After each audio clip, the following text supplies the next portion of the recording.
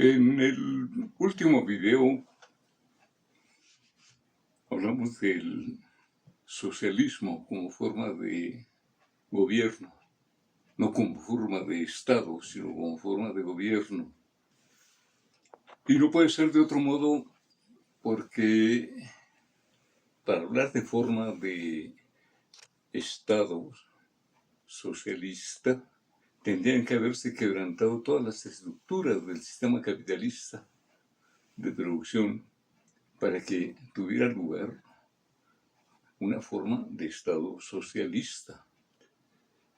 Y en este caso nos referimos a una forma de gobierno puesto en la práctica en la Unión de Repúblicas Socialistas Soviéticas.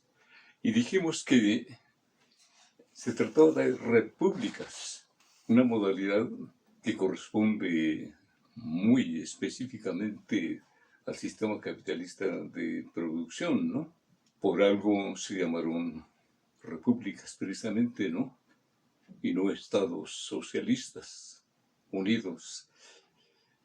Y en este caso tenemos que hacer ahora referencia a esta diferencia entre forma de gobierno y forma de Estado. De acuerdo con la teoría, a la forma de gobierno corresponde una forma de Estado. Y en este caso, el Estado, como lo conocemos, como lo hemos visto evolucionar a lo largo de la historia, decimos que la etapa contemporánea es un Estado capitalista, porque el modo de producción, la economía, es capitalista, es una economía de mercado. Los países que ingresaron a esta experiencia de gobiernos socialistas estaban inscritos precisamente en la dinámica del mercado. No estaban produciendo solo para sus propios países, sino que estaban insertos en el sistema económico mundial, produciendo y comercializando bienes y servicios con el resto del mundo. Y mientras haya mercado en una economía, mientras exista como forma prevaleciente o predominante de vinculación, tendremos, por supuesto, una economía capitalista. Y esto lo vemos más claro en la actualidad. Tenemos a China, tenemos a la antigua Unión Soviética produciendo y vendiendo mercancías en el resto del mundo. China, en particular, tiene cobertura mundial con su presencia cada vez más intensa, con inversión de capitales y comercialización de bienes y servicios. Construye ferrocarriles, vías de comunicación, establece vínculos, acuerdos con gobiernos europeos, africanos, latinoamericanos, para extender su influencia productiva y comercial. Participa en vías de comunicación, en instalación de infraestructura por el resto del mundo, en el propósito, en este caso, de imprimir mayor dinámica precisamente a sus vínculos de negocios con el resto del mundo. Y decimos que China es un gobierno comunista, ¿no? Bueno, aquí tenemos el ejemplo de que, pues dentro de lo que formalmente se considera comunista, tenemos una economía plenamente identificada con lo que es la esencia del sistema capitalista, que es el mercado, ¿no? Es por eso que decíamos que se trataba de una experiencia, de un experimento socialista, ¿no? Como si el capitalismo hubiera encontrado en esta experiencia una válvula de escape a sus contradicciones internas, como dicen los clásicos de la economía política, aquellas que conducen al capital a su autodestrucción por acumulación de capital, por concentración del dominio sobre los mercados.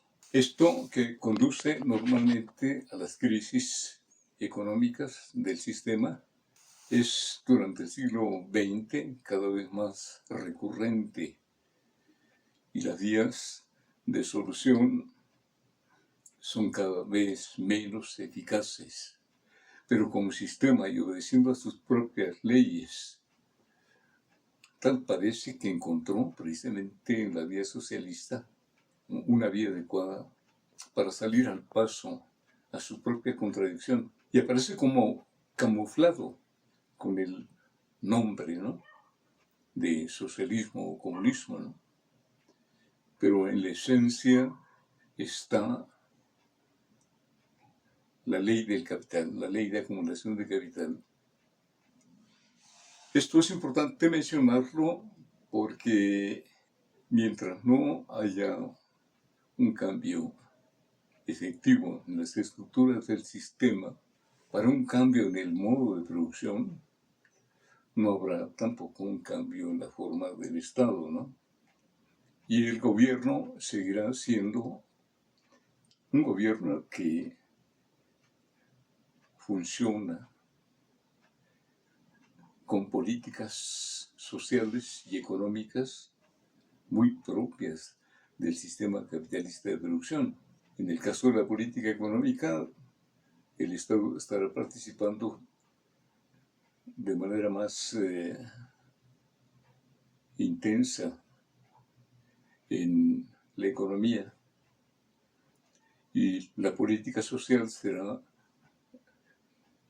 quizá más dinámica, tratando de atenuar los conflictos internos entre las clases sociales, ¿no?, de tal manera que pueda armonizar a la sociedad y garantizar aquí al sistema, al interior de su propia nación o ámbito político, la armonía social para que el sistema continúe vigente, ¿no? Y en esto tenemos que reconocer que ese cambio de estructuras no está tan próximo ni tan visible, ¿no?, como para decir, tenemos una experiencia socialista que coincide específicamente con el socialismo que se presume tendrá que ser el tránsito que los clásicos de la teoría política y la economía política nos han dicho que puede en el futuro ocurrir, ¿no?, cuando tengamos la predominancia de una estructura económica mundial que ha llegado al extremo de su desarrollo, ¿no? Esto no es todavía posible, por lo que vemos. En la experiencia de China se ve que avanza aceleradamente y lo que vemos a nivel mundial es una lucha de los estados que han ejercido la hegemonía política mundial, la hegemonía económica, están tratando de conservar precisamente esta condición de hegemonía. Y tal parece que sienten que la pierden. Y en la actualidad se siente, lo sentimos todos, tal parece que esas hegemonías se han debilitado y que China, que es precisamente la válvula de escape a la que nos hemos referido antes, que tiene el sistema para prevalecer, está tomando gradualmente un lugar que hace que en lugar de polos de poder exista una pluralidad de poderes mundiales encarnado en diversos países. Eso es lo que puede verse, pero no se ve que esté instalándose un régimen socialista de gobierno. En próximos videos podríamos tratar este tema. El propósito es llegar al punto en el que podamos hablar de la experiencia mexicana en todo este entramado a lo largo de la historia a la que nos hemos referido hasta aquí. Eso es todo por hoy. Muchas gracias.